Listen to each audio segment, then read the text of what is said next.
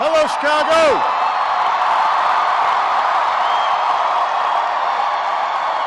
It's good to be home. Thank you. Thank you, everybody. Thank you. Thank you. Thank you.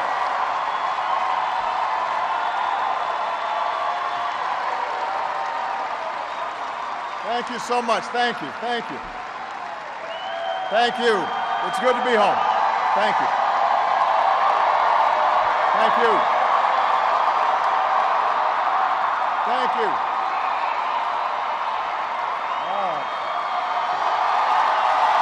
Thank you. Thanks. All right, everybody sit down. We're on live TV here. I gotta move. Come on.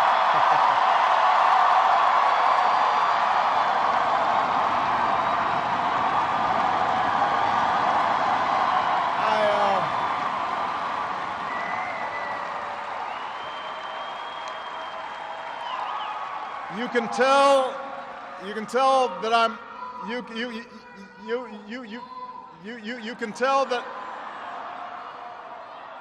can tell that I'm a lame duck because nobody's following instructions. Everybody have a seat.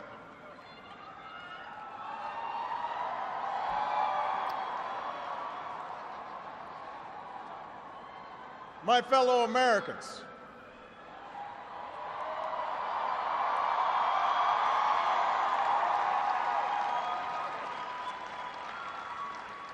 Michelle and I have been so touched by all the well wishes that we've received over the past few weeks. But tonight it's my turn to say thanks. Whether we have seen eye to eye or rarely agreed at all, my conversations with you, the American people, in living rooms and in schools, at farms, on factory floors, at diners, and on distant military outposts. Those conversations are what have kept me honest and kept me inspired and kept me going. And every day I have learned from you. You made me a better president, and you made me a better man. So I first came to Chicago when I was in my early 20s, and I was still trying to figure out who I was, still searching for a purpose in my life. And it was a neighborhood not far from here where I began working with church groups in the shadows of closed steel mills. It was on these streets where I witnessed the power of faith and the quiet dignity of working people in the face of struggle and loss. I can't do that.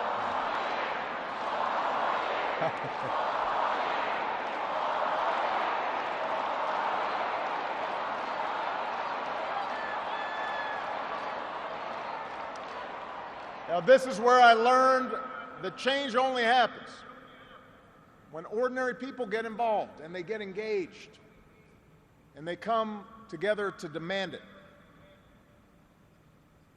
After 8 years as your president, I still believe that. And it's not just my belief. It's the beating heart of our American idea, our bold experiment in self-government. It's the conviction that we are all created equal, endowed by our Creator with certain unalienable rights, among them life, liberty, and the pursuit of happiness. It's the insistence that these rights, while self-evident, have never been self-executing. That we, the people, through the instrument of our democracy, can form a more perfect union. What a radical idea. The great gift that our founders gave to us.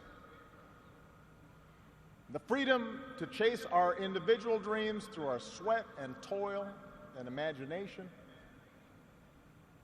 and the imperative to strive together as well to achieve a common good, a greater good. For 240 years, our nation's call to citizenship has given work and purpose to each new generation. It's what led patriots to choose republic over tyranny, pioneers to trek west, slaves to brave that makeshift railroad to freedom. It's what pulled immigrants and refugees across oceans in the Rio Grande. It's what pushed women to reach for the ballot. It's what powered workers to organize. It's why GIs gave their lives at Omaha Beach, in Iwo Jima, Iraq, and Afghanistan. And why men and women from Selma to Stonewall were prepared to give theirs as well. So that's what we mean when we say America's exceptional. Not that our nation's been flawless from the start, but that we have shown the capacity to change and make life better for those who follow. Yes, our progress has been uneven. The work of democracy has always been hard. It's always been contentious. Sometimes it's been bloody. For every 2 steps forward, it often feels we take 1 step back. But the long sweep of America has been defined by forward motion, a constant widening of our founding creed to embrace all, and not just some.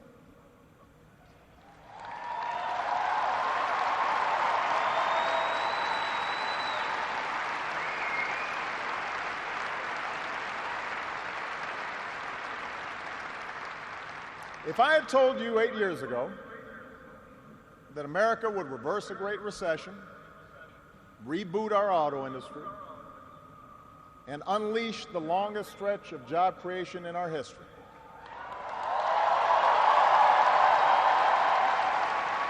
if I had told you that we would open up a new chapter with the Cuban people, shut down Iran's nuclear weapons program without firing a shot, take out the mastermind of 9/11.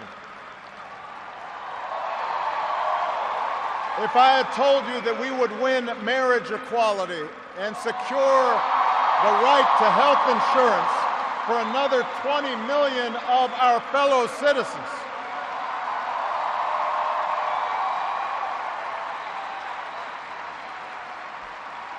if I had told you all that, you might have said our sights were set a little too high. But that's what we did. That's what you did. You were the change.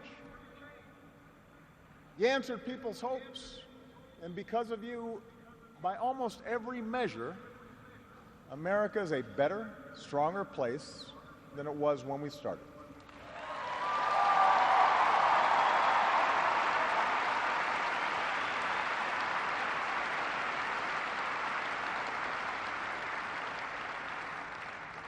In 10 days, the world will witness a hallmark of our democracy.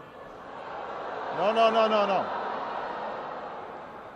The peaceful transfer of power from one freely elected president to the next.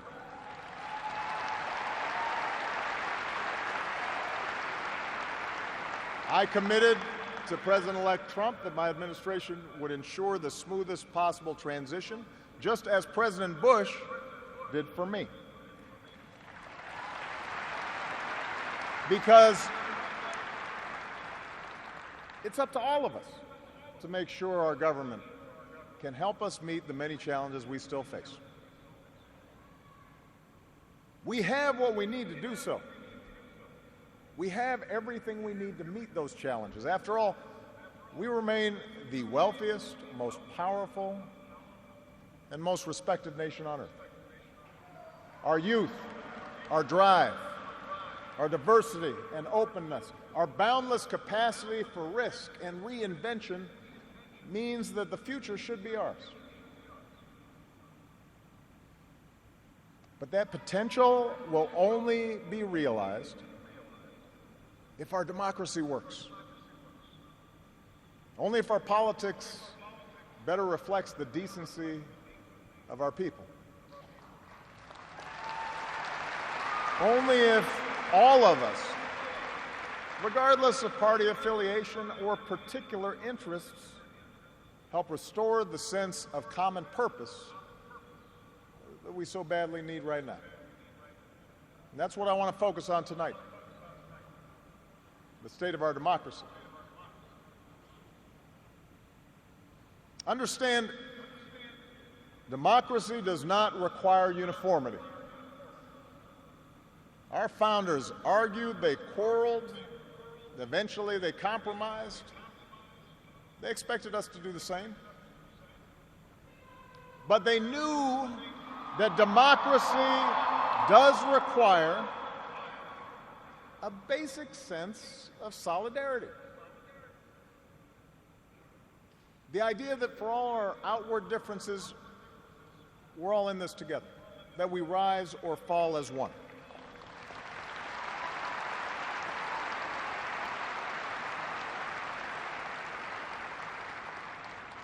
There have been moments throughout our history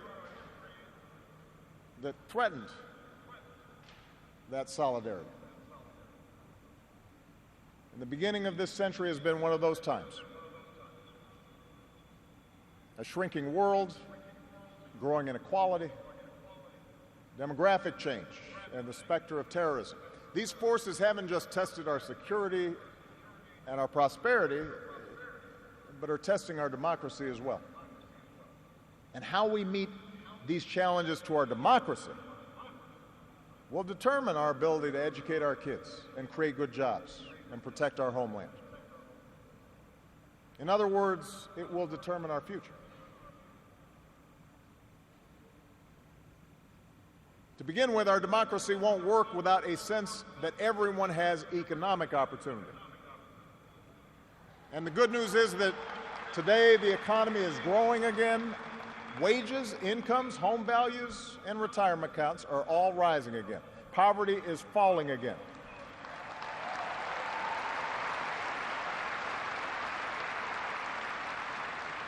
The wealthy are paying a fair share of taxes, even as the stock market shatters records. The unemployment rate is near a 10-year low. The uninsured rate has never, ever been lower.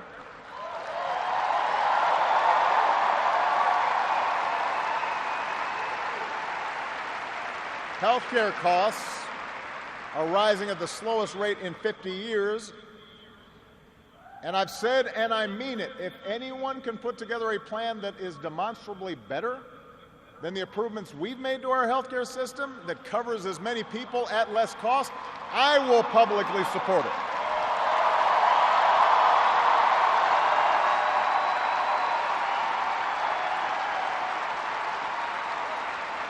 Because that, after all,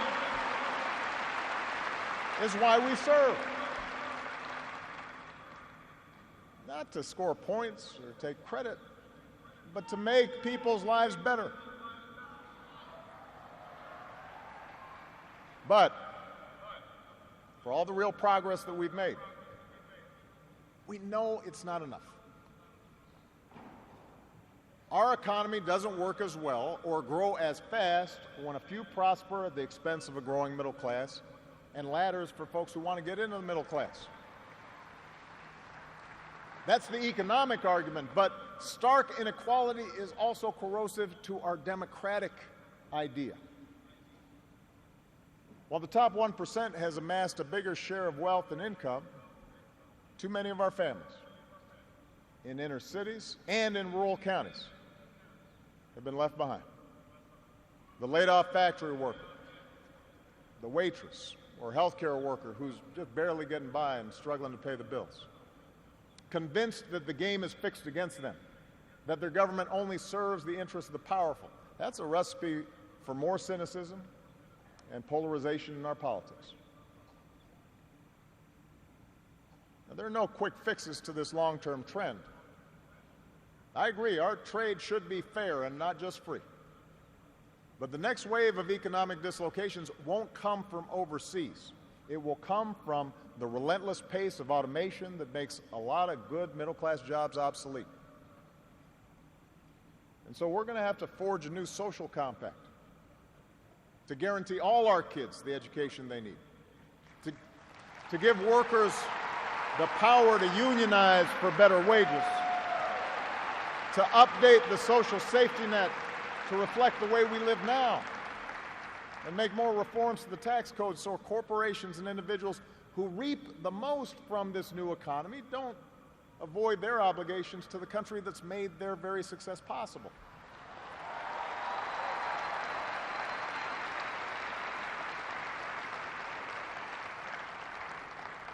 We can argue about how to best achieve these goals,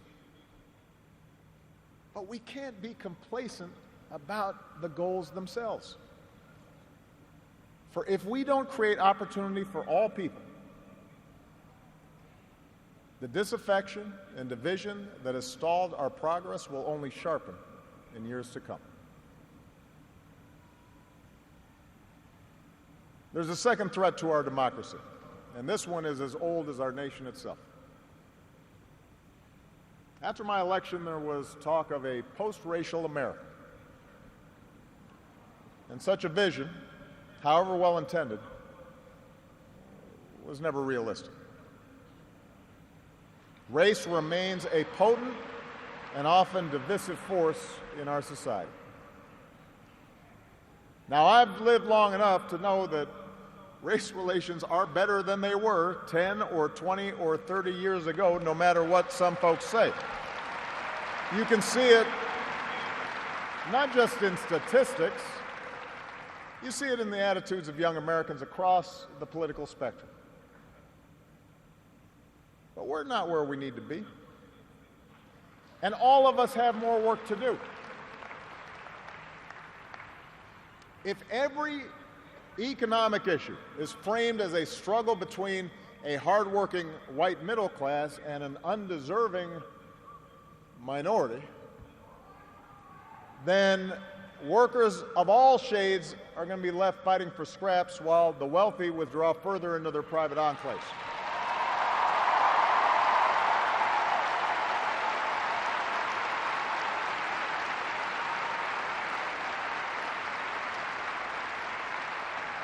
If we're unwilling to invest in the children of immigrants just because they don't look like us, we will diminish the prospects of our own children, because those brown kids will represent a larger and larger share of America's workforce.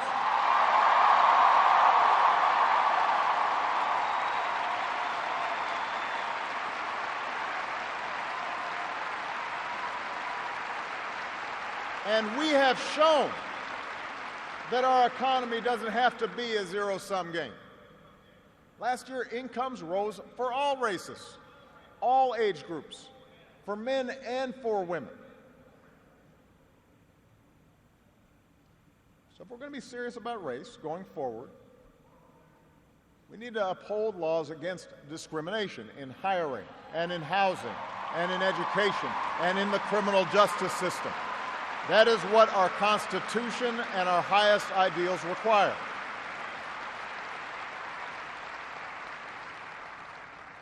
But laws alone won't be enough. Hearts must change. They won't change overnight.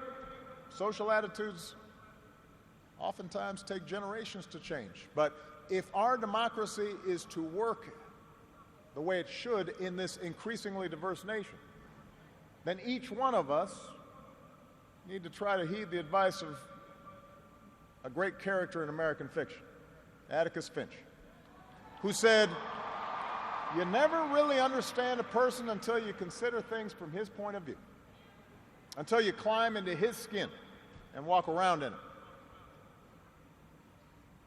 For blacks and other minority groups, that means tying our own very real struggles for justice to the challenges that a lot of people in this country face. Not only the refugee or the immigrant or the rural poor or the transgender American, but also the middle-aged white guy who, from the outside, may seem like he's got advantages, but has seen his world upended by economic and cultural and technological change. We have to pay attention and listen.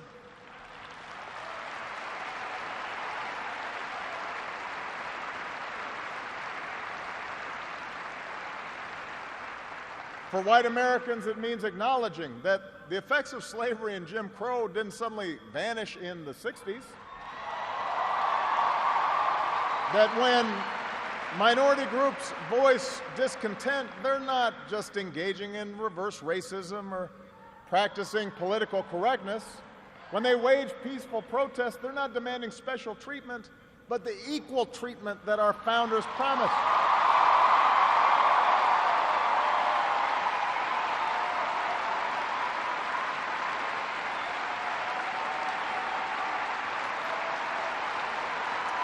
For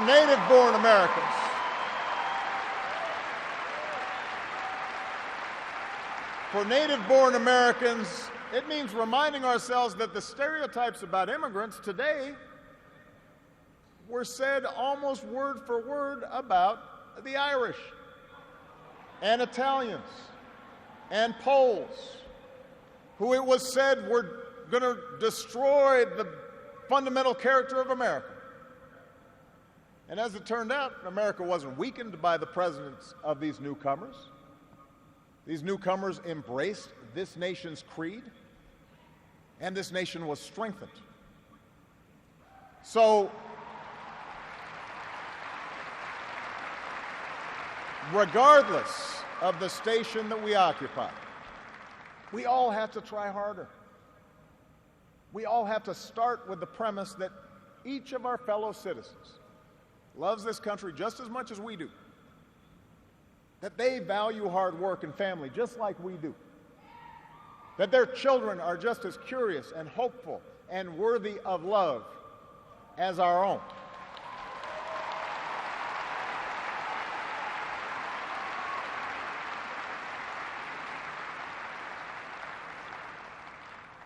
And that's not easy to do.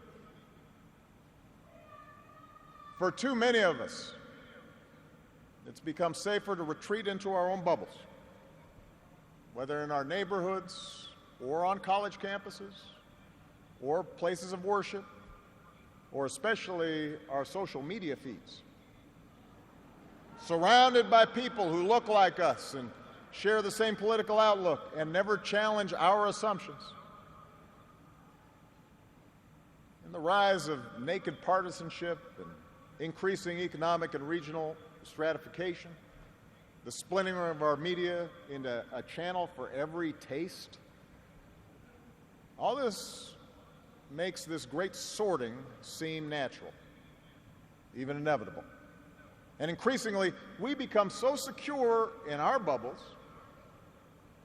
that we start accepting only information, whether it's true or not, that fits our opinions, instead of basing our opinions on the evidence that is out there.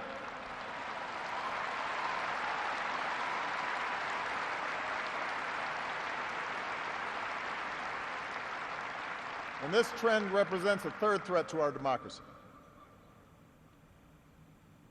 Look, politics is a battle of ideas. That's how our democracy was designed. In the course of a healthy debate, we prioritize different goals and the different means of reaching them. But without some common baseline of facts, without a willingness to admit new information, and concede that your opponent might be making a fair point, and that science and reason matter, then we're going to keep talking past each other, and we'll make common ground and compromise impossible.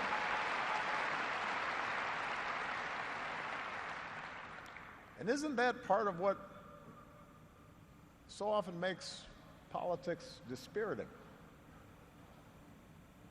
How can elected officials rage about deficits when we propose to spend money on preschool for kids, but not when we're cutting taxes for corporations? How do we excuse ethical lapses in our own party, but pounce when the other party does the same thing? It's not just dishonest, this selective sorting of the facts. It's self-defeating. Because, as my mom used to tell me, reality has a way of catching up with you.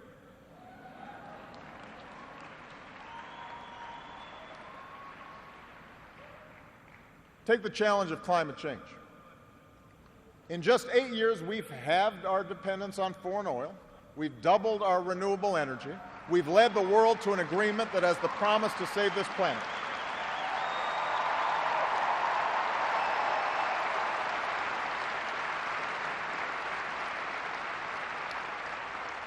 But without bolder action, our children won't have time to debate the existence of climate change. They'll be busy dealing with its effects. More environmental disasters, more economic disruptions, waves of climate refugees seeking sanctuary. Now, we can and should argue about the best approach to solve the problem. But to simply deny the problem not only betrays future generations, it betrays the essential spirit of this country, the essential spirit of innovation and practical problem solving that guided our founders.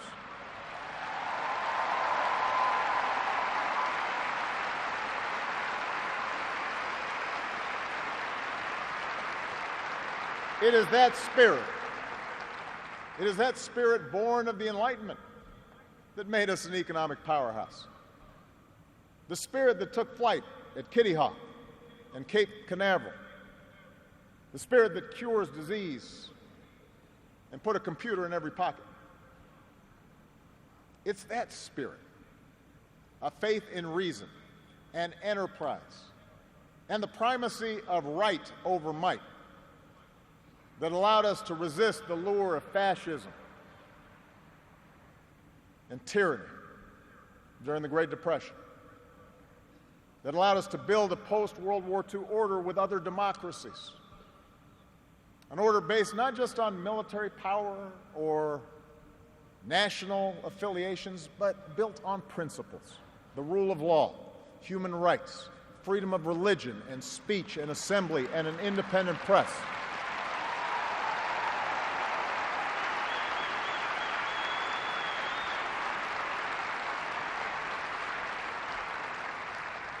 That order is now being challenged. First, by violent fanatics who claim to speak for Islam. More recently, by autocrats in foreign capitals who see free markets and open democracies and civil society itself as a threat to their power. The peril each poses to our democracy is more far-reaching than a car bomb or a missile. They represent the fear of change, the fear of people who look or speak or pray differently, a contempt for the rule of law that holds leaders accountable, an intolerance of dissent and free thought, a belief that the sword or the gun or the bomb or the propaganda machine is the ultimate arbiter of what's true and what's right.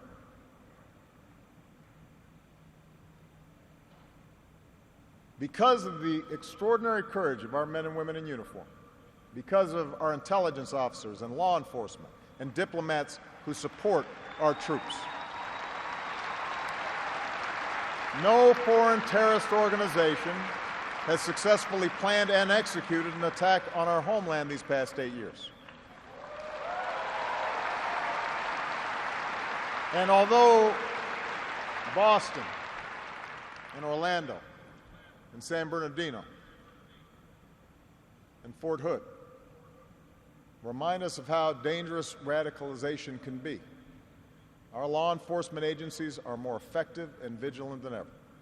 We have taken out tens of thousands of terrorists, including bin Laden.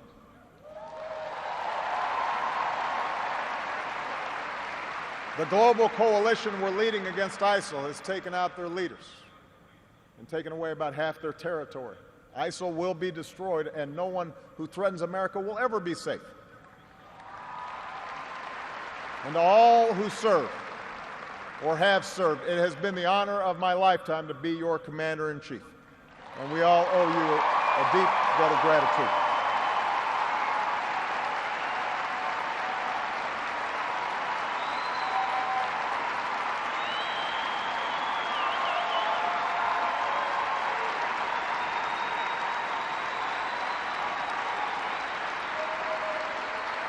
But protecting our way of life, that's not just the job of our military. Democracy can buckle when it gives in to fear. So just as we, as citizens, must remain vigilant against external aggression, we must guard against a weakening of the values that make us who we are. And that's why for the past 8 years, I've worked to put the fight against terrorism on a firmer legal footing. That's why we've ended torture, worked to close Gitmo, reformed our laws governing surveillance to protect privacy and civil liberties. That's why I reject discrimination against Muslim Americans, who are just as patriotic as we are.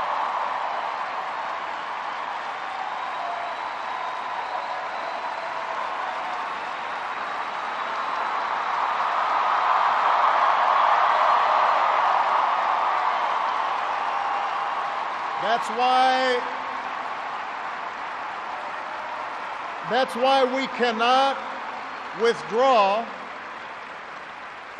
That's why we cannot withdraw from big global fights to expand democracy and human rights and women's rights and LGBT rights.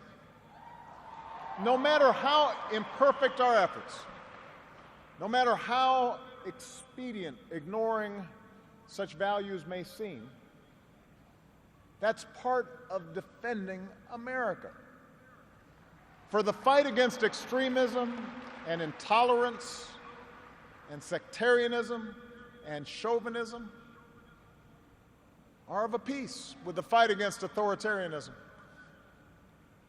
and nationalist aggression. If the scope of freedom and respect for the rule of law shrinks around the world, the likelihood of war within and between nations increases, and our own freedoms will eventually be threatened. So let's be vigilant but not afraid. ISIL will try to kill innocent people, but they cannot defeat America unless we betray our Constitution and our principles in the fight.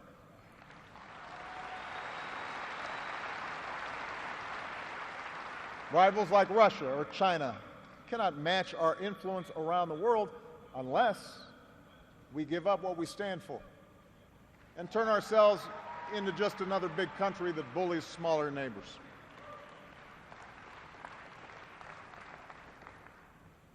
Which brings me to my final point. Our democracy is threatened whenever we take it for granted. All of us, regardless of party, should be throwing ourselves into the task of rebuilding our democratic institutions. When voting rates in America are some of the lowest among advanced democracies, we should be making it easier, not harder, to vote.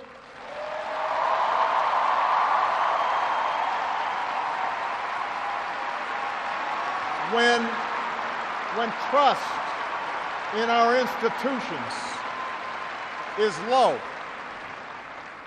we should reduce the corrosive influence of money in our politics and insist on the principles of transparency and ethics in public service.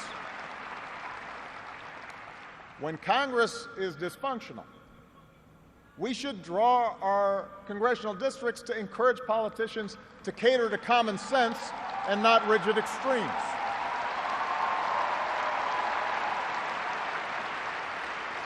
But remember, none of this happens on its own. All of this depends on our participation, on each of us accepting the responsibility of citizenship, regardless of which way the pendulum of power happens to be swinging. Our Constitution is a remarkable, beautiful gift. But it's really just a piece of parchment. It has no power on its own. We, the people, give it power. We, the people, give it meaning with our participation and with the choices that we make and the alliances that we forge, whether or not we stand up for our freedoms, whether or not we respect and enforce the rule of law. That's up to us. America's no fragile thing, but the gains of our long journey to freedom are not assured. In his own farewell address, George Washington wrote that self-government is the underpinning of our safety, prosperity, and liberty. But from different causes and from different quarters, much pains will be taken to weaken in your minds the conviction of this truth. And so we have to preserve this truth with jealous anxiety that we should reject the first dawning of every attempt to alienate any portion of our country from the rest, or to enfeeble the sacred ties that make us one.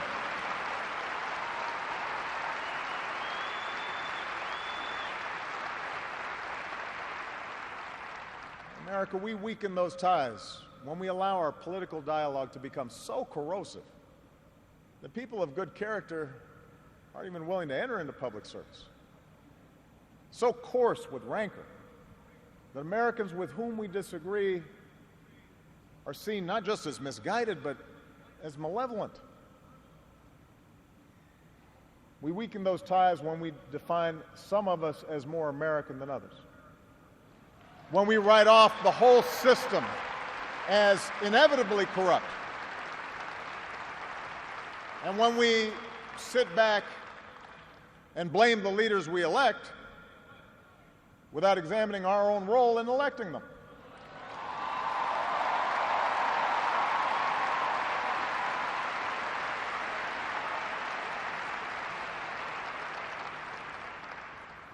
It falls to each of us to be those anxious, jealous guardians of our democracy, to embrace the joyous task we've been given, to continually try to improve this great nation of ours. Because for all our outward differences, we in fact all share the same proud title, the most important office in a democracy: citizen. Citizen.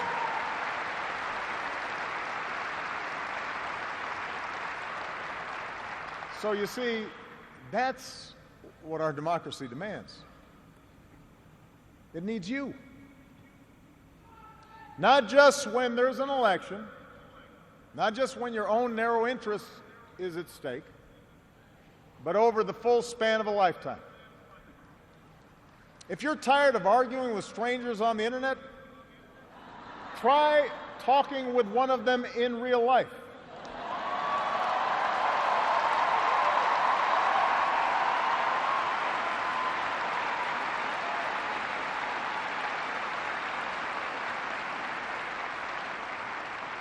If something needs fixing, then lace up your shoes and do some organizing. If you're disappointed by your elected officials, grab a clipboard, get some signatures, and run for office yourself.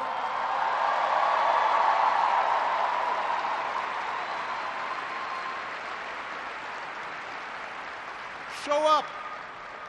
Dive in. Stay at it. Sometimes you'll win. Sometimes you'll lose.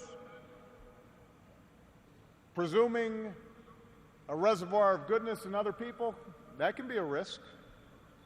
And there will be times when the process will disappoint you. But for those of us fortunate enough to have been part of this work and to see it up close, let me tell you, it can energize and inspire. And more often than not, your faith in America and in Americans will be confirmed. Mine sure has been. Over the course of these 8 years, I've seen the hopeful faces of young graduates and our newest military officers. I have mourned with grieving families, searching for answers, and found grace in Charleston Church. I've seen our scientists help a paralyzed man regain his sense of touch. I've seen wounded warriors who at points were given up for dead walk again. I've seen our doctors and volunteers rebuild after earthquakes and stop pandemics in their tracks. I've seen the youngest of children remind us through their actions and through their generosity of our obligations to care for refugees or work for peace. And above all, to look out for each other.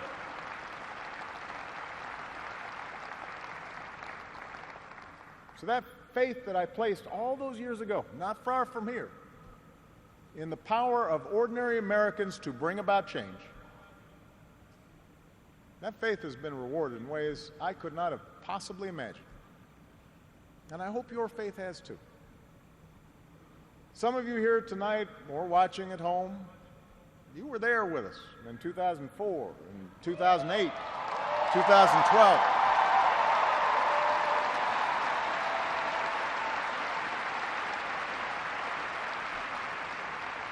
Maybe you still can't believe we pulled this whole thing off. Let me tell you, you're not the only ones. Michelle,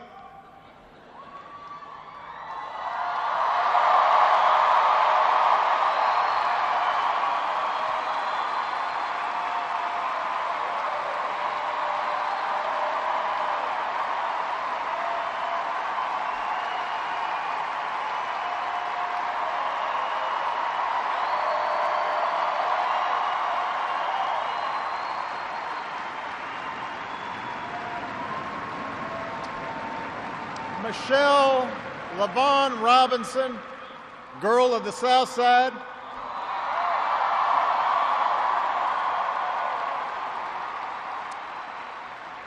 For the past 25 years, you have not only been my wife and mother of my children, you have been my best friend.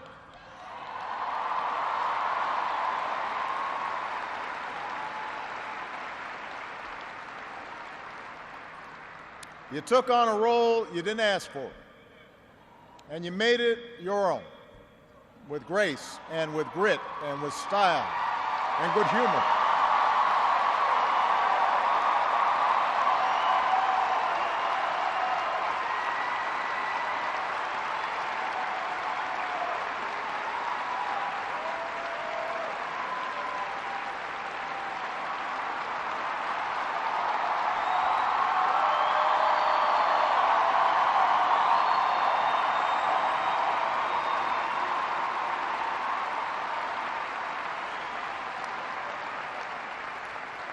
You made the White House a place that belongs to everybody. And a new generation sets its sights higher because it has you as a role model. So you have made me proud, and you have made the country proud.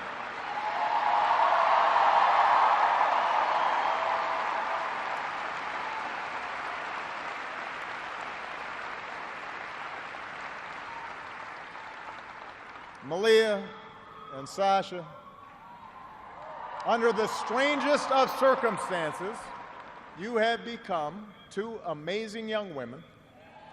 You are smart and you are beautiful, but more importantly, you are kind and you are thoughtful and you are full of passion. And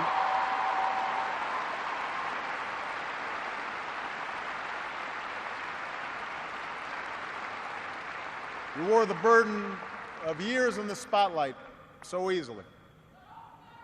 Of all that I have done in my life, I am most proud to be your dad.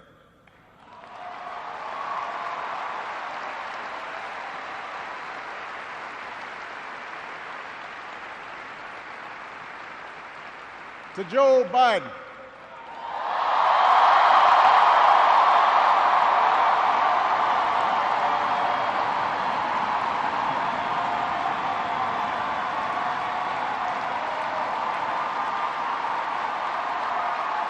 the scrappy kid from Scranton who became Delaware's favorite son. You were the first decision I made as a nominee, and it was the best. Not just because you have been a great vice president, but because in the bargain I gained a brother. And we love you and Jill like family, and your friendship has been one of the great joys of our lives.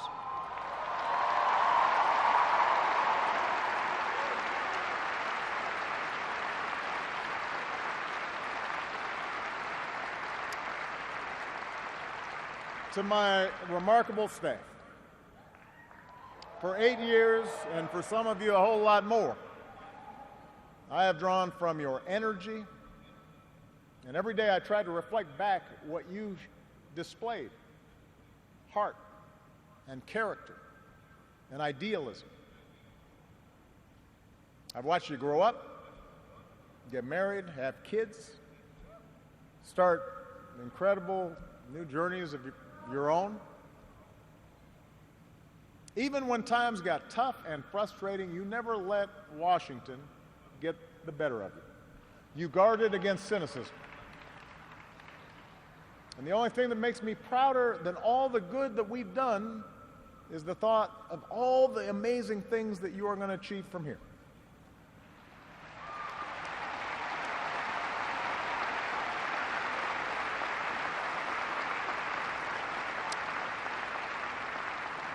And to all of you out there, every organizer who moved to an unfamiliar town, every kind family who welcomed them in, every volunteer who knocked on doors, every young person who cast a ballot for the first time, every American who lived and breathed the hard work of change, you are the best supporters and organizers anybody could ever hope for, and I will be forever grateful. Because you did change the world. You did. And that's why I leave this stage tonight even more optimistic about this country than when we started. Because I know our work has not only helped so many Americans, it has inspired so many Americans, especially so many young people out there, to believe that you can make a difference, to hitch your wagon to something bigger than yourselves. Let me tell you, this generation coming up, unselfish, altruistic, creative, patriotic, I've seen you in every corner of the country. You believe in a fair and just and inclusive America. You know that constant change has been America's hallmark, that it's not something to fear, but something to embrace. You are willing to carry this hard work of democracy forward. You'll soon outnumber all of us, and I believe as a result, the future is in good hands.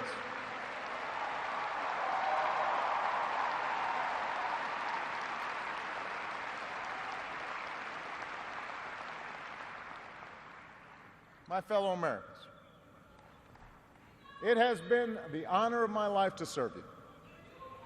I won't stop. In fact, I will be right there with you as a citizen for all my remaining days. But for now, whether you are young or whether you're young at heart, I do have one final ask of you as your president. The same thing I asked when you took a chance on me 8 years ago. I'm asking you to believe, not in my ability to bring about change, but in yours. I'm asking you to hold fast to that faith written into our founding documents, that idea whispered by slaves and abolitionists, that spirit sung by immigrants and homesteaders and those who marched for justice, that creed reaffirmed by those who planted flags from foreign battlefields to the surface of the moon, a creed at the core of every American whose story is not yet written. Yes, we can. Yes, we did. Yes, we can. Thank you. God bless you. May God continue to bless the United States of America. Thank you.